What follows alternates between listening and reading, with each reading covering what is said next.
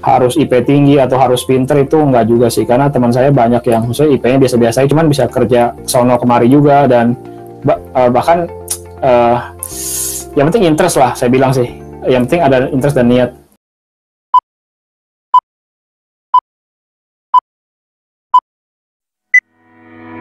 So guys, sebelum lanjut nonton videonya, yuk tekan tombol subscribe dan nyalain notifikasinya. Jangan lupa like, comment, share ke teman-teman kamu. Enjoy the video!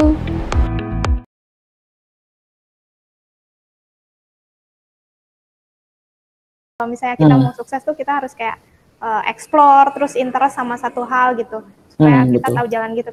Betul. Ini benar banget ya. Nah, sebenarnya nih Kak, kalau misalnya kan kayak Traveloka gitu, terus kayak Tokopedia dan lain-lain yang tadi Koko udah sempat sebut itu, kenapa sih ini kan awalnya mungkin startup kecil ya, dari yang kecil kok bisa jadi sebuah perusahaan, sebuah bisnis yang besar yang kita sebut jadi unicorn.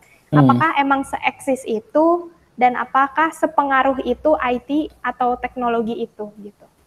Sih kalau kayak sekarang kita lagi pandemi gini, kita pasti menggunakan teknologi banyak lah. Misalnya kita kerja, kita menggunakan Zoom atau Google Meet, terus kita belanja juga, kayaknya sekarang juga orang belanja makin beralih ke online lah, misalnya Shopee atau Tokopedia atau e-commerce lainnya.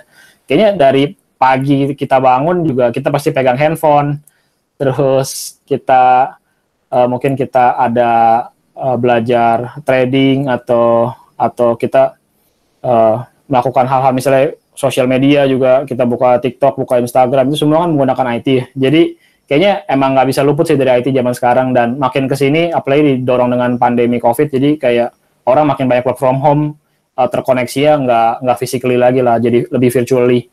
Karena lebih virtual otomatis demand untuk produk IT juga makin besar. Jadi dengan ada demand makin besar juga, jadi lowongan kerjanya juga semakin besar, makanya prospek IT ke depannya juga semakin banyak menurut saya.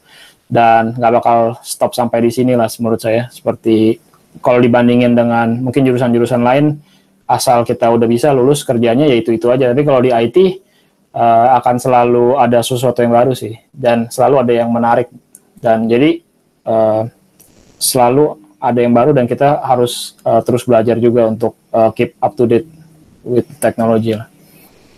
Ya sih, benar banget. Kayak dulu tuh nggak kerasa gitu ya, dulu tuh mungkin kita masih belanjanya ke toko, tapi sekarang kita udah kayak belanjanya di handphone juga ya, dalam hitungan waktunya tuh singkat banget gitu ya. Betul. Benar banget ya.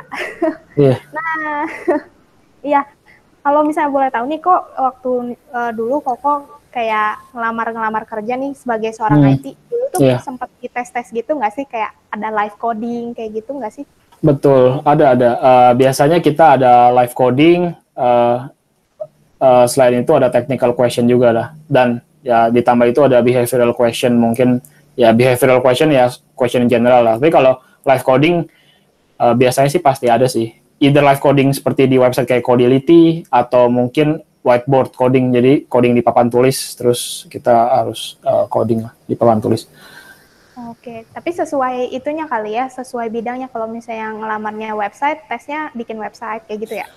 Kalau ada, jadi ada yang generik untuk semua software engineer, ada juga yang spesifik, misalnya Android. Nanti biasanya kan ada beberapa tahap tes, jadi mungkin tahap pertama misalnya di tes pertanyaan tentang Androidnya, lalu kayak disuruh bikin take home test assignment, mungkin bikin PR, bikin aplikasi kecil gitu. Lalu setelah itu ada juga mungkin kalau coding itu lebih generik sih, kita bisa pakai sesuatu bebas, pilih bahasa pemrograman apapun, lalu ada question yang kita harus selesaikan. Itu menurut saya, misalnya either kita web engineer atau kita app engineer, itu harus bisa juga sih. Jadi itu lebih ke data structure and programming. Makanya kalau kayak di kuliah misalnya semester 1, semester 2 itu kan diajarin data structure, itu yang menurut saya paling penting sih.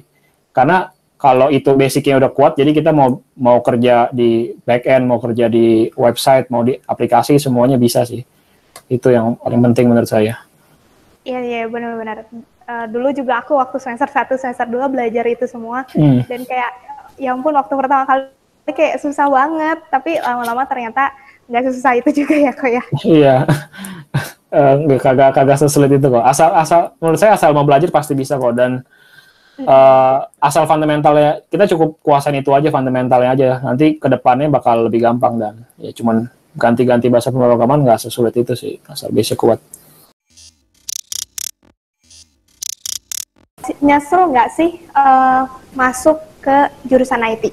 Kayak mirip film itu ya, film yang lagi ngetren kemarin. Oh iya, film startup ya. Iya, kalau kemarin kayak Samsung itu kan awal-awalnya walaupun dia bisa bikin image processing-nya bagus, tapi dia nggak dapat investor kan awal-awalnya kan.